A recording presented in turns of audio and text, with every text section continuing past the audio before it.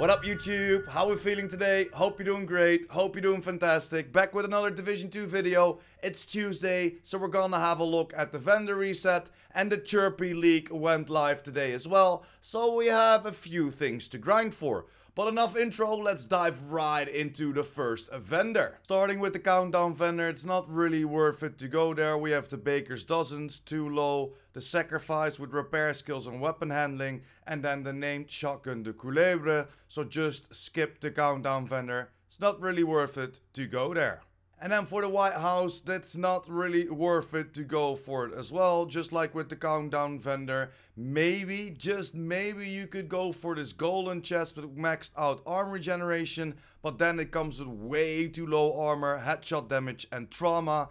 So if you want to get that trauma away, it's gonna set you back a lot of optimization. And you need to go for headshot damage. Just like for the mods, just go for the game modes. It's not really worth it to pick them up. And then for the clan vendor, exactly the same. There are maybe two pieces that you can pick up.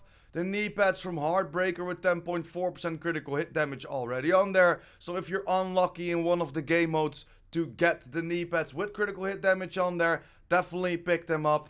And then next to that, again, not really something to buy over here. Maybe you could go for the 612. This comes with close and personal. Pretty decent talent for a shotgun, and it comes with 8% damage to target out of cover. So you can roll that shotgun damage to the max cap and optimize the rest.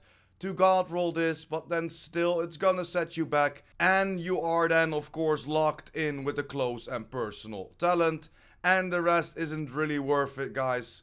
So just go for the game modes, especially for the mods as well.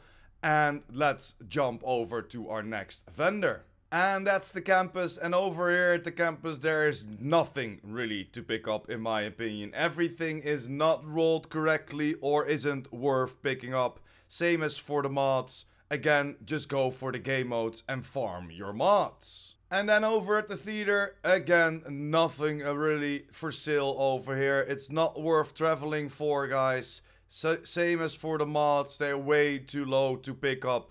Not really worth it so far within the vendor reset. And then I hope to see a little bit better gear at the DZs, but again, it's not really worth it. Maybe this mask of Hunter's Fury, but then again, it's pretty low and you can easily farm your gear sets within the new game modes. But there is a Yaw holster, but again, we love to buy some Yaw, but it's skill haste and status effect. So again, not really worth the traveling for to DZ East. Let's jump over to our next DZ, shall we? And then in DZ South, we finally have something that we can pick up, or at least is a decent pickup, and that's the 0Fs.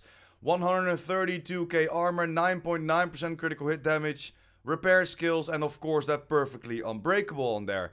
If you're still looking for 0Fs, you can definitely pick this up. And then roll that repair skills away for some armor regeneration or some critical hit chance. Whatever you like, and optimize the rest. It's not the greatest buy, but it's a decent buy. And then the rest isn't really worth traveling for, guys. Way too low in the rolls for the guns, for the gear. And of course, you know my opinion about the mods. Way too expensive in the DZs. Just go for the game modes. And then for our last DZ, DZ West, there's nothing really to buy here. Maybe you could go for the knee pads of True Patriot, because this already comes with critical hit chance on there. Not really the highest, but if you have some problems finding True Patriot with critical hit chance on there, you can definitely pick it up. But this is, in my opinion, the only thing that you can maybe pick up. And you know my opinion about the mods. Just go for the game modes. Way too expensive in the DZs. Let's jump over to New York. And there we are at our first vendor in New York. And again, it's not really worth traveling for over here. There's not really good gear or good weapons.